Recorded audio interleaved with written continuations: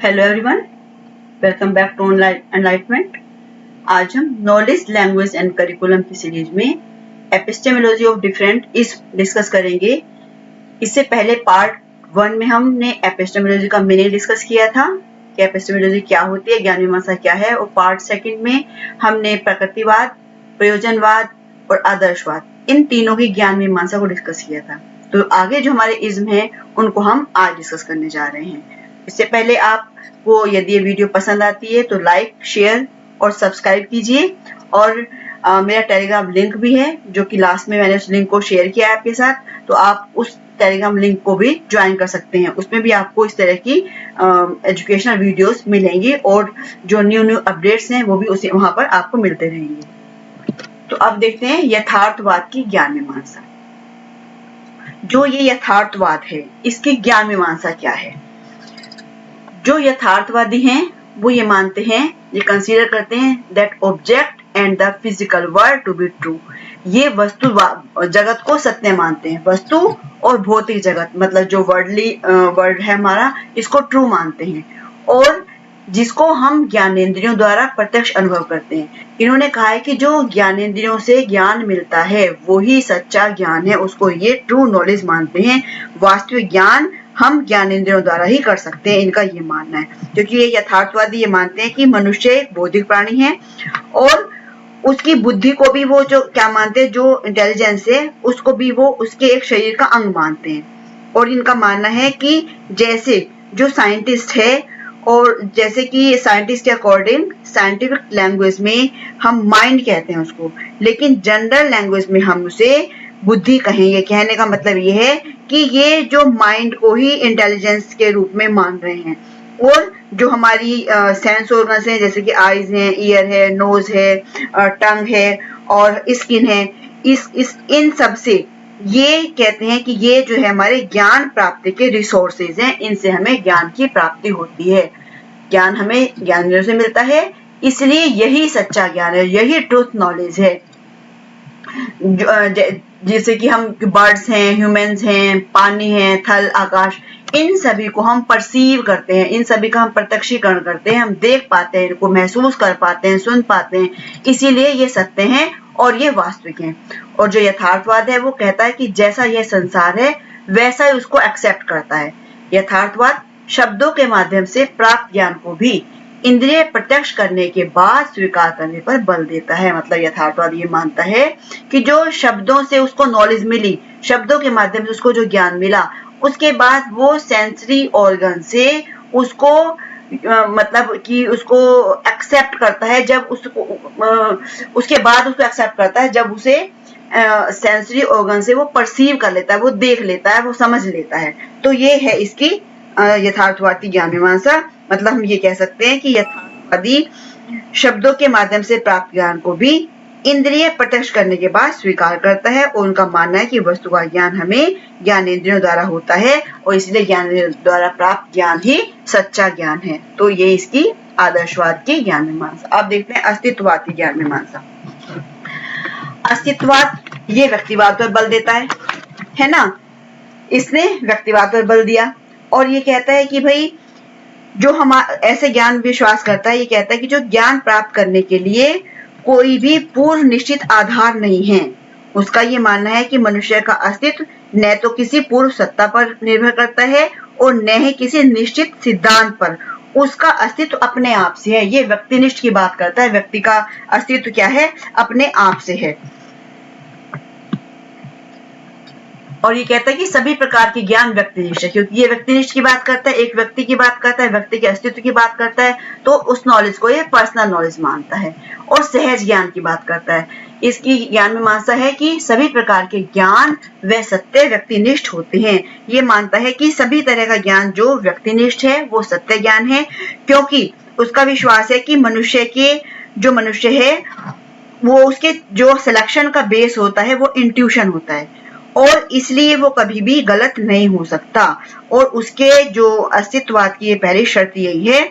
और वो कहता है कि अच्छाई मतलब जो शुभ है और अच्छाई तब तक शुभ और अच्छाई नहीं मानी जा सकती जब तक भी वह सबके लिए शुभ रहे हो। मतलब ये है, वो मानता है कि जो काम कर रहे हैं वो सभी के लिए सही होना चाहिए। सच्चा ज्ञान वो मनुष्य के अपना विकास करता है, व्यक्तिवाद की बात करता है यहाँ पर, कि अपना अपना स्वयं का विश्वास करता है, स्वयं के सुख की बात करता है, सहज ज्ञान पर विश्वास देता है, और ये दर्शन व्यक्तिनिष्ठ दर्शन है। और ये कहता है कि जो मनुष्य अपने जीवन काल में जो भी कुछ करता है वो उसे एक्सपीरियंस से होता है, और ये जो उसका एक्सपीरियंस होता है उसी एक्सपीरियंस से उसमें जो भावनाएं आती हैं, जो चेतनाएं आती हैं, उसी को ही ये ज्ञान मानता है। क्लियर है आपको कि भाई जो उसने एक्सपीरियंस किया इंडिविजुअल ने, और उसके बाद जो उसको चेतना आई, जो भावना से उसे जो कुछ भी मिला, वही ज्ञान है। और इस ज्ञान को मनुष्य अपने अपने तरीके से स्वतंत्र रूप से प्राप्त करता है। प्रत्येक व्यक्ति को अपने अस्तित्व को पहचानना है, क्योंकि व्यक्तिनिष्ठ दर्शन है, ये पर्सनल फिलॉसफी है ये, तो ये कहता है कि हर व्यक्ति को अपने अपने दर्शन को पहचानना है। एक व्यक्ति की बात करता है ये। इसके बाद हम देखते हैं न्याय दर्शन की ज्ञान। अब न्याय दर्शन के अनुसार ज्ञान क्या है? दो प्रकार का ज्ञान है। कौन सा ज्ञान है? एक तो अनुभव ज्ञान है, दूसरा स्मृति ज्ञान है। अनुभव ज्ञान वो ज्ञान मानता है जिसे हम अपनी सेंसरी ऑर्गन से परसीव करते हैं, उसको प्रत्यक्ष देखते हैं। और स्मृति ज्ञान कौन सा है? जिसे कि अनुभूत पदार्थ के अभाव में स्मरण द्वारा जागृत किया जाता है। मतलब हम कुछ रिकॉल करते हैं, हम कुछ याद करते हैं, वो स्मृति ज्ञान हुआ। लेकिन जो हमें इंद्रियों द्वारा प्रत्यक्ष हमें दिखाई दे रहा है और हमें अनुभव हो रहा है, वो हमारा है अनुभव ज्ञान। अब इसे आगे और समझ लेते हैं। अब यहाँ देख रहे हैं इन्होंने ज्ञान को दो तरह से बांटा, अनुभव ज्ञान और स्मृति ज्ञान। ठीक है, अनुभव ज्ञान क्या है हमारा? वो ज्ञान है जिसे हम सेंसरी ऑर्गन द्वारा परसीव करते हैं, डायरेक्टली देखते हैं और समझ सकते हैं। लेकिन ये स्मृति ज्ञान कौन सा है? ये ज्ञान वो ज्ञान है जिसे कि हम रिकॉल करते हैं। ठीक है, अब इसने अनुभव ज्ञान को भी दो भागों में बांट दिया। ये यहाँ पर एरो आना था एक, दो, प्रमा ज्ञान और अप्रमा ज्ञान। ठीक है, प्रमा ज्ञान क्या है? प्रमा ज्ञान मतलब यथार्थ ज्ञान, और अप्रमा ज्ञान जो अयथार्थ है। जब हम किसी भी वस्तु को उसके यथार्थ के जो स्ट्रक्चर, यथार्थ के रूप में ग्रहण करते हैं तो उसे हम प्रमा ज्ञान कहते हैं। और अन्यथा रूप में ग्रहण करते हैं, मतलब पदार्थ रूप में ग्रहण नहीं कर रहे हैं, यथार्थ रूप में हम ग्रहण नहीं कर पा रहे हैं, तो अप्रमा ज्ञान होगा। मतलब वस्तु जगत का ज्ञान जो है वो प्रमा ज्ञान है। आप ऐसे समझिए इसको, जो वस्तु जगत है, हमारा संसार है, इसका जो ज्ञान है वो प्रमा ज्ञान है, और आत्मा परमात्मा का ज्ञान वो अप्रमा ज्ञान है। अप्रमा परमात्मा मतलब परमात्मा, आत्मा परमात्मा ज्ञान अप्रमा है। अब इन्होंने प्रमा ज्ञान को भी चार भागों में बांटा है। प्रत्यक्ष ज्ञान जो कि हमें प्रत्यक्ष प्राप्त हो रहा है, उसके बाद जो कि इंद्रियों से हमें इंद्रियों के साथ संयोग से जो हमें अनुभव मिलता है वो प्रत्यक्ष अनुभव होता है। ठीक है, और अनुभव के बाद जो हमें अनुभव को, जो हमें प्रत्यक्ष हमने कुछ देखा, उसके बाद हमने अनुभव से उसके बारे में कुछ अनुमान लगाया, तो वो अनुमान ज्ञान हुआ। अब हमने जो देखकर ज्ञान से हमें यहाँ से हमने देखा, फिर यहाँ हमने अनुमान लगाया, हमारा ज्ञान उत्पन्न हुआ। अब ये जो ज्ञान उत्पन्न हुआ उसके अनुभव को कहते हैं उपमान। ठीक है, और शब्द के माध्यम से उत्पन्न अनुभव को हम कहेंगे शब्द ज्ञान। ठीक है, अब इसके बाद है आपका ये अप्रमा वाला आ जाता है। तो इसमें क्या है? न्याय दर्शन में अप्रमा ज्ञान के भी तीन भेद बताए हैं, संशय और विपर्णय है। ये अणय है, यहाँ पर अणय, विपर्णय और तर्क। किसी वस्तु के विषय में जो संदिग्ध ज्ञान हो, जिसके बारे में हमें कुछ संशय होता है, कि डाउटफुल रहते हैं उसके बारे में, तो वो संशय ज्ञान हुआ। अब जो मिथ्या ज्ञान है, जो सही ज्ञान नहीं है, वो भी विपर्णय ज्ञान हुआ। और उसके बाद किसी वस्तु की संभावना को हम तर्क ज्ञान कहते हैं, जिसे हम तर्क के आधार पर सिद्ध करते हैं, वो हमारा तर्क ज्ञान हो गया। तो इस तरह से ये ज्ञान को इन्होंने दो भागों में बांटा, अनुभव ज्ञान, स्मृति ज्ञान। ठीक है, और अनुभव ज्ञान जो है हमें इंद्रियों द्वारा प्रत्यक्ष मिलता है, और ये रिकॉल की बात करता है। यहाँ पर अनुभव को भी दो भागों में बांटा, प्रमा अप्रमा। प्रमा को भी चार भागों में, प्रत्यक्ष, अनुमान, उपमान शब्द, और अप्रमा संशय, विपर्य और तर्क। इसके बाद देखते हैं सांख्य दर्शन। अब सांख्य दर्शन की जो ज्ञान मीमांसा है वो क्या कहती है?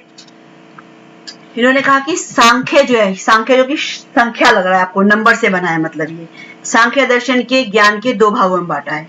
एक पदार्थ ज्ञान जिसे यथार्थ ज्ञान भी कहते हैं, और दूसरा है प्रकृति पुरुष के भेद का ज्ञान। प्रकृति और पुरुष में क्या भेद है, इसे हम कैसे जानते हैं? इसे हम विवेक से जानते हैं, रैशनैलिटी से जानते हैं, रैशनलाइजेशन कर सकते हैं इसका। तो सांख्य दर्शन के अनुसार जो पदार्थ हैं, उन पदार्थों का ज्ञान भी हमें इंद्रियों द्वारा होता है, सेंस ऑर्गन्स के थ्रू ही हमें होता है। और इन्होंने ज्ञान प्राप्त करने के 3 साधन बताए हैं, प्रत्यक्ष, अनुमान, शब्द, जैसे कि यहाँ पर भी न्याय दर्शन में भी बताए गए हैं, है ना। इसमें 4 बताए गए हैं, यहाँ इन्होंने 3 बता दिए। इन्होंने प्रत्यक्ष, अनुमान और ये 3 साधन है, प्रत्यक्ष, अनुमान और शब्द, 3 तरह के साधन है। तो ये जो वस्तु जगत है, जो ये संसार है, इस संसार के लिए तीनों प्रमाण आवश्यक हैं। कौन से? प्रत्यक्ष, अनुमान और ये जो शब्द हैं, ये इसके लिए आवश्यक हैं। तो जो सांख्य दर्शन कहता है कि पदार्थों का ज्ञान हमें इंद्रियों द्वारा होता है, ठीक है, और इंद्रियों से ही ये ज्ञान, जो मन है हमारा, अहंकार है, अहंकार से बुद्धि, बुद्धि से पुरुष को प्राप्त होता है। और दूसरी ओर ये संख्या को मानता है, सांख्य ये मानता है कि पुरुष बुद्धि को प्रकाशित करता है, ठीक है, पुरुष जो है बुद्धि को प्रकाशित करता है और बुद्धि अहंकार को जागृत करती है, और अहंकार के बाद हमारा जो मन है वो क्रियाशील हो जाता है और मन इंद्रियों को क्रियाशील करता है। इस तरह से जो सांख्य का स्पष्टीकरण ये है कि इंद्रियां, मन, अहंकार और बुद्धि ये सब प्रकृति द्वारा ही निर्मित होते हैं, ये प्रकृति ने ही बनाए हैं। इसके बाद है आपका योग दर्शन की ज्ञान मीमांसा। अब योग दर्शन क्या कहता है? योग दर्शन की जो ज्ञान मीमांसा है वो भी सांख्य दर्शन के अकॉर्डिंग ही है, सांख्य दर्शन पर ही आधारित है जो योग दर्शन की ज्ञान मीमांसा है। योग भी वस्तु जगत का जो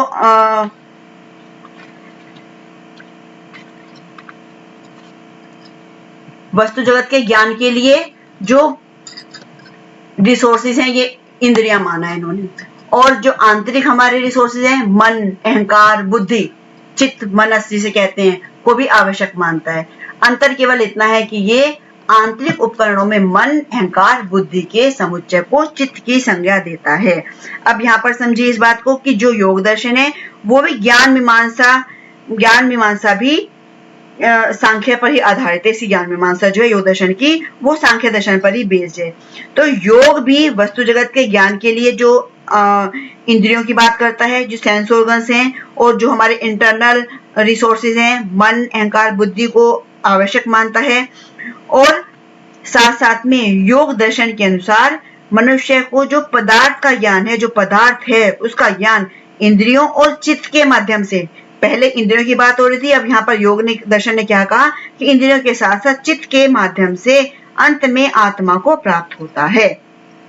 जब वो समाधि वाली स्थिति में पहुंचता है तब उसे क्या होता है, आत्मा और परमात्मा का योग हो जाता है, क्योंकि आत्म परमात्मा को इन्होंने सर्वज्ञ माना है। जो सांख्य दर्शन है वो परमात्मा परमात्मा की बात नहीं करते, यहाँ वो 25 उसमें वो हैं, और यहाँ पर एक बढ़ जाता है, 26 हो जाते हैं इसके। तो यहाँ पर ये क्योंकि ये ईश्वर की सत्ता को स्वीकार कर रहे हैं यहाँ पर ये, इसलिए उस स्थिति में मनुष्य को जानना शेष नहीं रहता, वो सर्वज्ञ हो जाता है। तो ये इसकी जो है ज्ञान मीमांसा थी। तो आज लैंग्वेज नॉलेज लैंग्वेज आपका जो ये सब्जेक्ट था, इसका जो सेकंड टॉपिक था ये कंप्लीट हो गया। इसमें आपको लॉन्ग क्वेश्चन मिलेगा, शॉर्ट और वेरी शॉर्ट क्वेश्चन भी इसमें मिल सकता है। तो आज के लिए इतना ही, अब नेक्स्ट वीडियो में मिलेंगे।